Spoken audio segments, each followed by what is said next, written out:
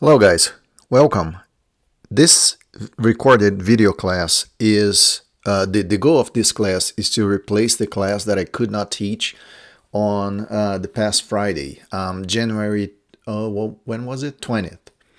So as we were discussing on Wednesday, January 18th, we started talking about critical thinking. And I mentioned quite several times that so we talked about what critical thinking is and how you can actually accomplish or how you can develop techniques in order to think critically. That is our main goal here. We have to understand that. And there are processes, or there are models, or there are what we mentioned in class, we talked about in class, methods that we can put in place in order to achieve just that. Now, two of those methods that I mentioned are the intellectual standards, and we have 9 intellectual standards. We're going to discuss that. And there is another method that is called the elements of thought. And I also mentioned that basically we have 8 elements of thought. Okay, so let's get started with the 8 elements of thought. So let's understand what it's about. Why do we have and when do we use such method?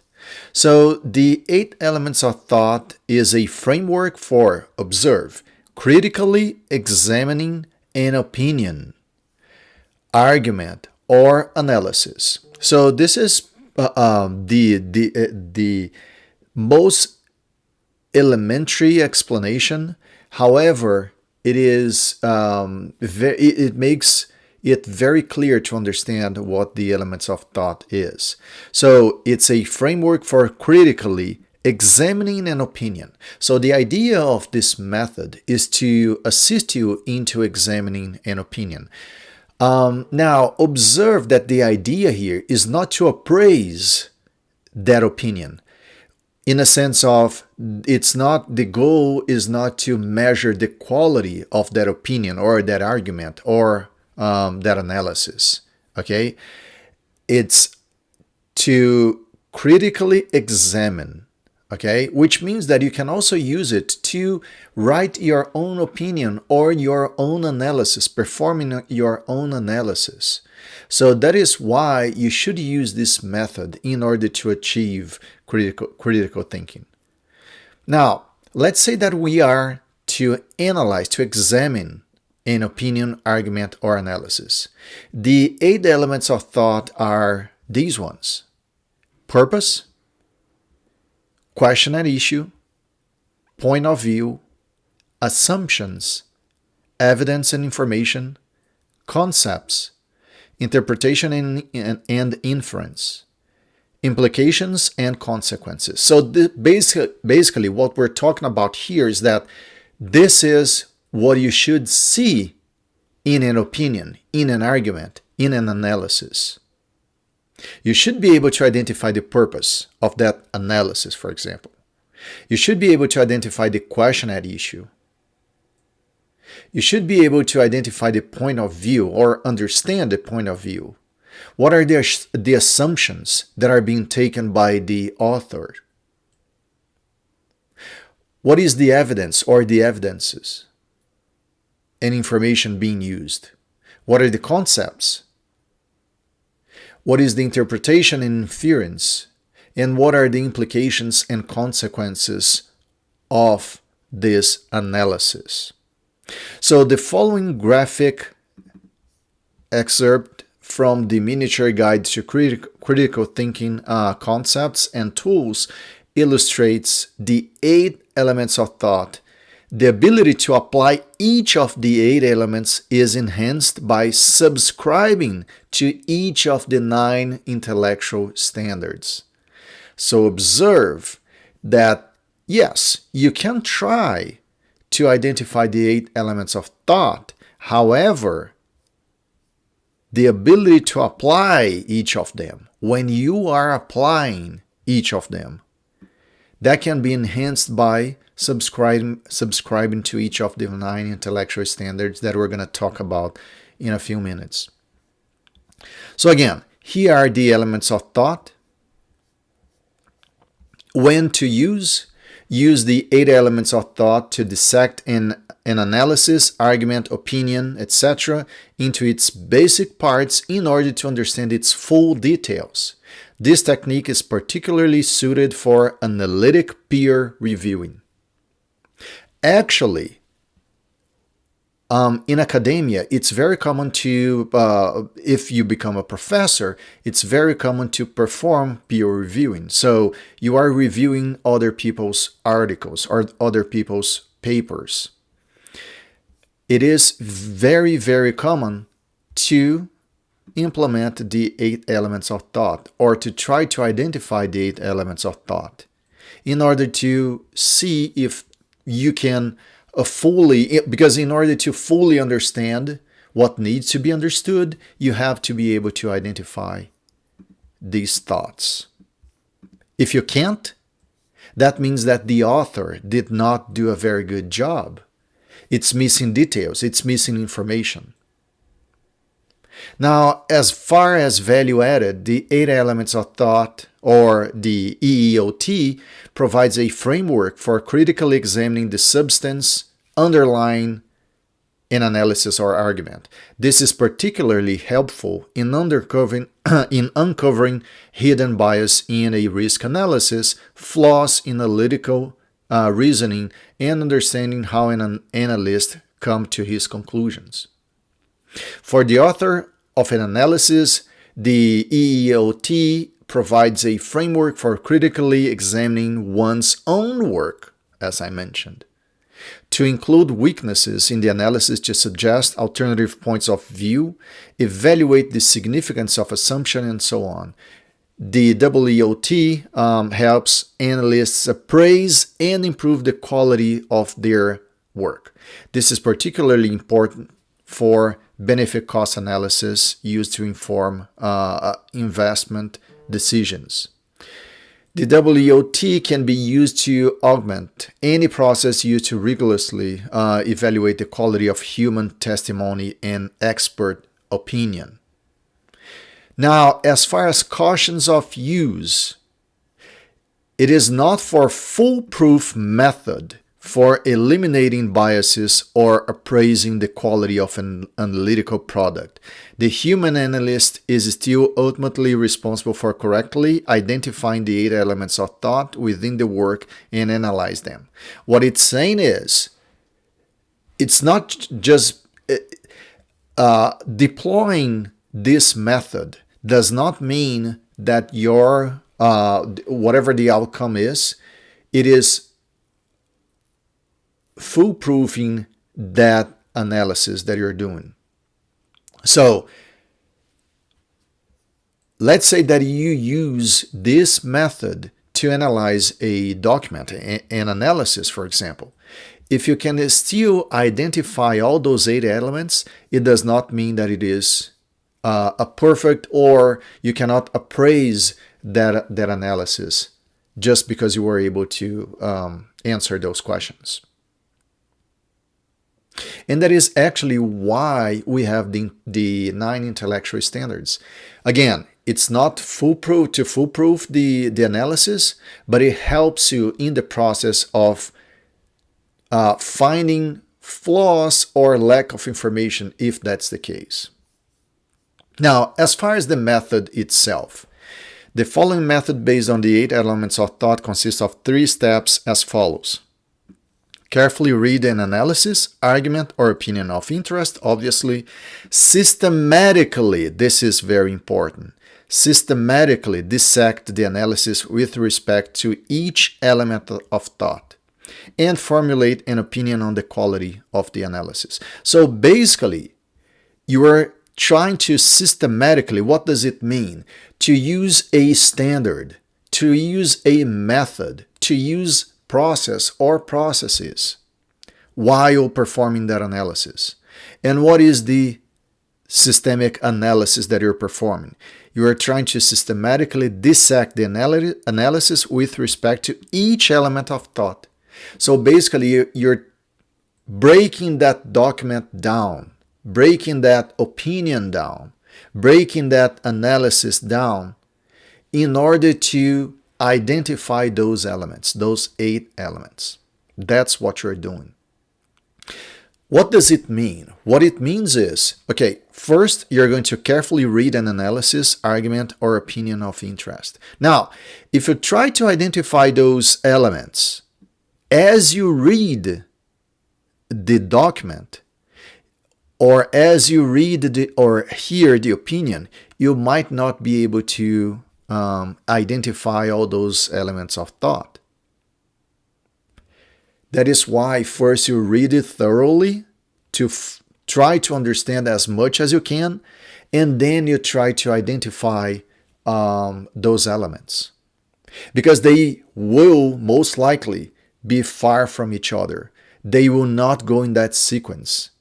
What is important is that you can identify the elements. It's not when to identify the elements.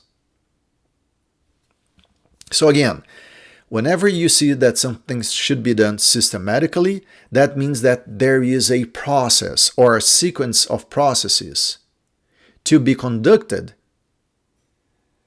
That is what is systematically or systemic analysis is. And then you can formulate an opinion on the quality of that analysis. Now, in order to achieve that, in order to identify those elements of thought, you have 9 intellectual standards that are very, very helpful. Because you see, when you try to identify the point of view, or when you try to identify assumptions, which are elements of thought, right?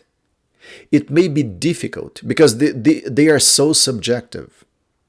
Now, if you try to answer questions, if you have a number of questions that you can answer all of them, it's much more feasible, much more objective than subjective. And that is what the intellectual standards are about. So the 9 intellectual standards provide a framework for critically appraising the quality. So critically appraising the quality. Observe that now you're not just trying to identify if the analysis has all whether it has all the qualities or not, whether it has all the arguments or all the resources or not, all the information that you need or not, but you are trying to appraise the quality of an analysis. So the intellectual standards consists of 9 factors as follows: clarity, accuracy, precision, relevance, depth, breadth, logic, significance, fairness. Now, if you go through it, you're going to see that those 9 intellectual standards are also subjective, which means that, well, it's not that helpful, but it is. Why? Because you have questions to be answered that will help you identify those intellectual standards. So, if we take a look at the following graphic excerpt from the miniature guide to critical thinking concepts and tools, briefly summarizes the 9 intellectual standards, right? Look, here are the 9 intellectual standards.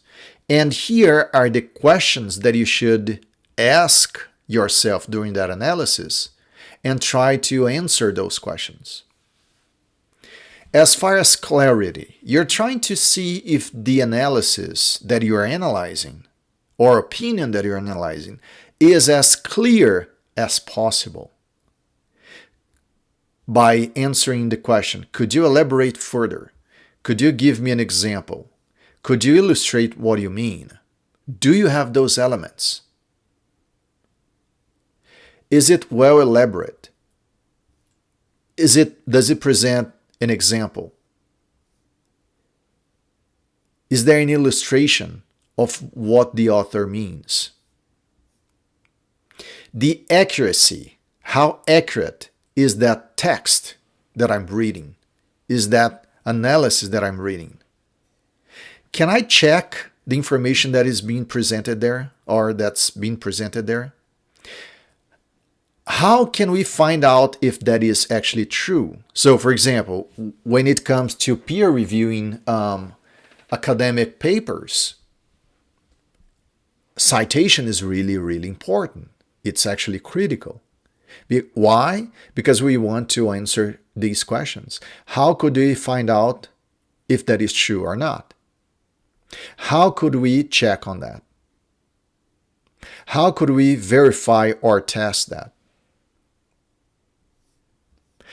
As far as precision, well, how specific is the information being presented in that analysis? You also have questions associated with relevance, depth, breadth, logic, significance, and fairness. Now, observe that not being able to answer all these questions. There is no illustration of what is being proposed or what is being analyzed. Well, it doesn't mean that it is not a good analysis. It is not a good opinion. But if there is, it helps me more understand what is being said or what is being expressed.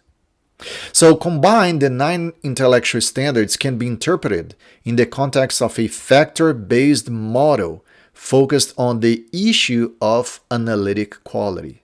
So again, you can achieve, or it will help you achieve, critical thinking. It will help you develop critical thinking by trying to answer these questions, trying to identify those bullet points, trying to identify those elements of thought when you are actually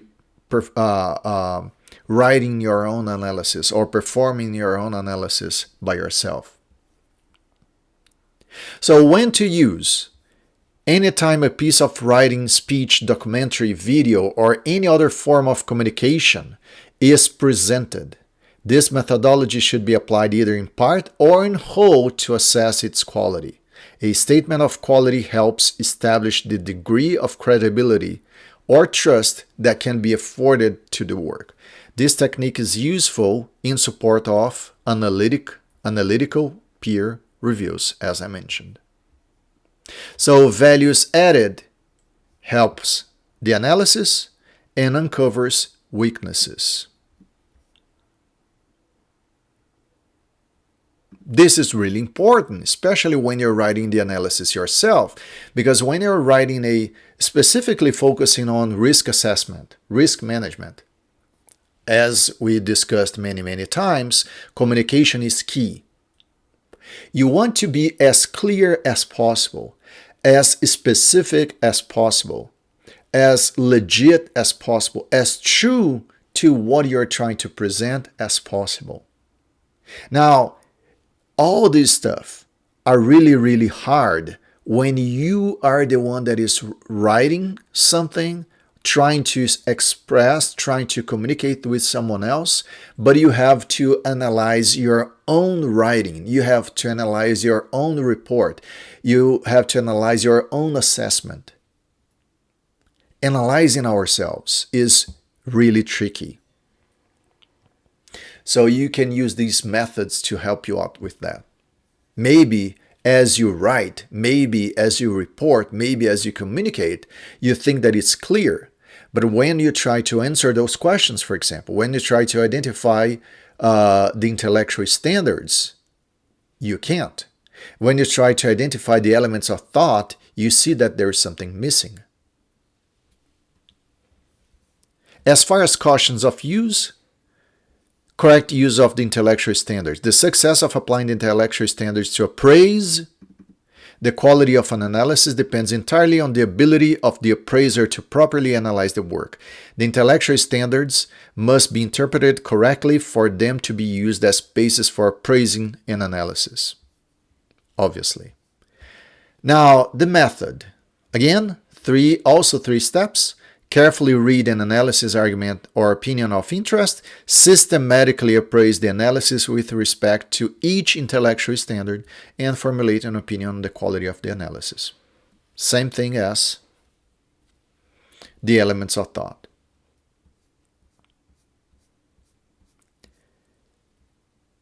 Now, it is important that you guys go through this document as it explains better what each of those standards are. Okay? Now, one thing that we're going to do in class, I will close this document, and there is so there are two articles in two different journals, the Wall Street Journal and the New York Times, communicating about a hurricane. Okay, so we're going to take a look at those very brief, very small articles, and we'll try to appraise them, see which one is better. Now, obviously, again, this is very subjective. Different people may may conclude different. They may come up with different conclusions. But what is important here is that we understand how we can address that analysis. So this is what we're going to do in class. Let me close this document here. So, who wrote it better? There is a Wall Street Journal here that says either makes landfall near New Orleans as Category 4 hurricane, and the New York Times says it's a live note or a live article, which means that they're, well, I'm not going to go into that. That's on your own analysis. But as you can see here, it says Hurricane Ida plows into Louisiana as a Category 4 storm. And then you have the elements over here. Okay. Now, you're going to go through these two articles, but it's important that you do not just focus on the article itself, the writing, but you observe the headlines. You observe the article as a whole, the page as a whole. Okay.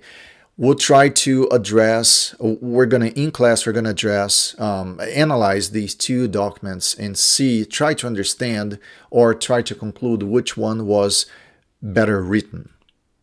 Okay? So I hope you liked this video, and I'll see you in class on Monday.